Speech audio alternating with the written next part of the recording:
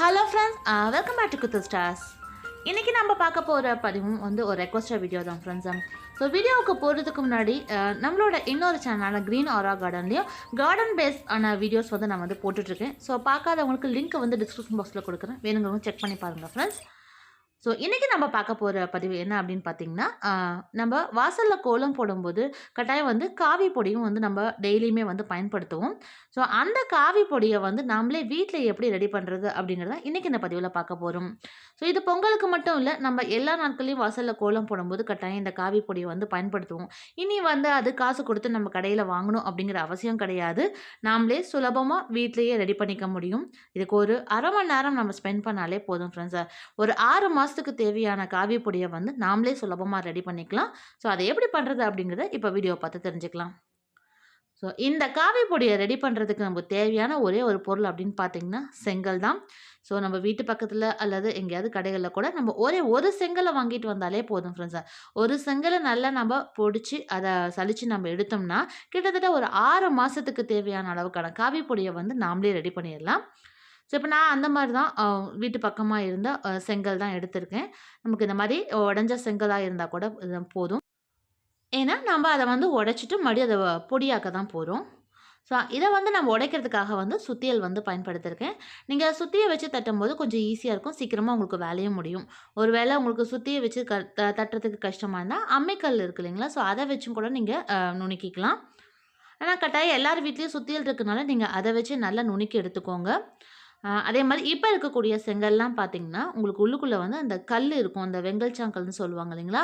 So அது வந்து இருக்கும். அதை எல்லாத்தையுமே நம்ம எடுத்து போட்டுட்டு, வெறும் அந்த செங்கல் பொடியை மட்டும் நம்ம நல்லா பொடி பண்ணி எடுத்துக்கலாம். நம்மளால எந்த அளவுக்கு நல்லா பொடியா உடைச்சு எடுக்க முடியுமோ, அந்த அளவுக்கு அந்த சுத்தியல் வச்சு எல்லாமே கட்டி இல்லாம உடைச்சு எடுத்துக்கலாம். அப்பதான் நம்மளுக்கு அதிக அளவுல வந்து அந்த காவி பொடி வந்து கிடைக்கும். அதுக்காக தான் நல்லா தூளா உடைக்க சொன்னேன். ஸோ இந்த பொடியை ரெடி பண்ணுறதுக்கு நான் சொன்ன மாதிரி ஒரு அரை மணி நேரம் நம்ம ஸ்பெண்ட் பண்ணால் போதும் ஃப்ரெண்ட்ஸ். இப்போ நான் வந்து அந்த ஒரு எடுத்து வச்ச செங்கலை வந்து நல்லா என்னால் முடிஞ்ச அளவுக்கு நல்லா பொடியாக நான் வந்து உடச்சி எடுத்தாச்சு. இனி அடுத்து இந்த செங்கல் பொடியை வந்து நம்ம மாவு சலிக்கிற சல்லடை இருக்கு இல்லைங்களா, அதை வச்சு நம்ம சலிச்சு எடுக்க போகிறோம். அப்போ தான் நம்ம கோலம் போடுறதுக்கு தகுந்த மாதிரியான அந்த காவி பொடி வந்து கிடைக்கும். ஏன்னா இதில் கொஞ்சம் பெரிய கல் தூசு எல்லாமே இருக்குது. அதையெல்லாம் சுத்தமாக சலிச்சு எடுத்துகிட்டா நல்லா ஃபைன் பவுடராக நம்மளுக்கு வந்து கிடைக்கும்.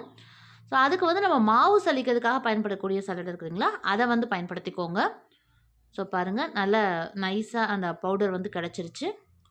ஸோ இதே மாதிரி நம்ம உடச்சி வச்சுருக்கக்கூடிய எல்லா செங்கல் அந்த தூள் எல்லாமே நம்ம வந்து நல்லா சலிச்சு எடுத்துக்கலாம். ஸோ நான் சொன்ன மாதிரி ஒரு செங்கல் நம்ம நல்லா பொடிச்சு உடச்சி எடுத்தோம்னா கிட்டத்தட்ட ஒரு 6 மாதத்துக்கு நம்ம கோலம் போடுறதுக்கு பயன்படுத்தக்கூடிய காவி பொடியை வந்து நாமளே சுலபமாக வீட்டில் ரெடி பண்ணிட முடியும் ஃப்ரெண்ட்ஸ். இப்போ பாருங்கள், நல்லா ஒரு பவுடர் வந்து கிடச்சிருச்சு. காவி பொடியும் நம்மளுக்கு ரெடி ஆயிடுச்சு. ஒரு சில செங்கல் வந்து உங்களுக்கு வந்து கொஞ்சம் லைட் கலராக இருக்க மாதிரி இருந்ததுன்னா இதில் நீங்கள் வேணும்னா கொஞ்சம் கலர் பவுடர் வந்து மிக்ஸ் பண்ணிக்கலாம். நல்லா அந்த மெரூன் கலரில் இருக்கிறது வந்து கலர் பொடி இப்போ உங்களுக்கு கிடைக்கும் இல்லைங்களா, ஸோ அதை கூட நீங்கள் வாங்கி மிக்ஸ் பண்ணிட்டீங்கன்னா இன்னும் கொஞ்சம் பிரைட்டான கலராக உங்களுக்கு கிடைக்கும்.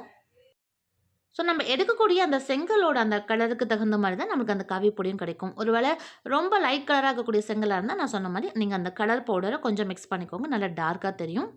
இப்போ நான் எடுத்திருக்கக்கூடிய செங்கல் வந்து நல்ல கலராகவே இருக்குது. எனக்கு அது கோலம் போடும்போதும் பாருங்கள் நல்லா பளிச்சுன்னே தெரியுது.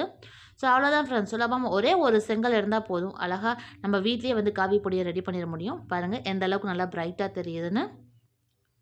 ஸோ கோலத்துலேயும் நான் வந்து போட்டு காமிக்கிறேன்.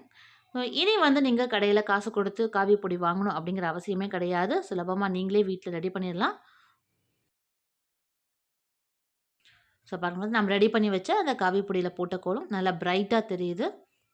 ஸோ சாதாரணமாக ஒரு செங்கல் இருந்தாலே போதும். அதில் நல்லா உடச்சி நீங்கள் பொடியாக்கி சலிச்சு எடுத்து வச்சிங்கன்னா 6 மாதத்துக்கு தேவையான அளவுக்கு நம்ம கோலப்பொடியை வந்து ரெடி பண்ணிக்க முடியும். ஸோ நீங்களும் இந்த மெத்தடை ட்ரை பண்ணி பாருங்கள் ஃப்ரெண்ட்ஸ். ஹோப் இன்றைக்கி பார்த்து இந்த பதிவு கண்டிப்பாக உங்களுக்கு யூஸ்ஃபுல்லாக இருந்திருக்கும்னு நினைக்கிறேன். ஸோ இந்த பொங்கலுக்கு கோலம் போட நீங்களும் காவி பொடியை வீட்டிலேயே ரெடி பண்ணிக்கோங்க. மீண்டும் அடுத்த நல்ல ஒரு யூஸ்ஃபுல்லான வீடியோ உங்களை வந்து சந்திக்கிறேன். நன்றி.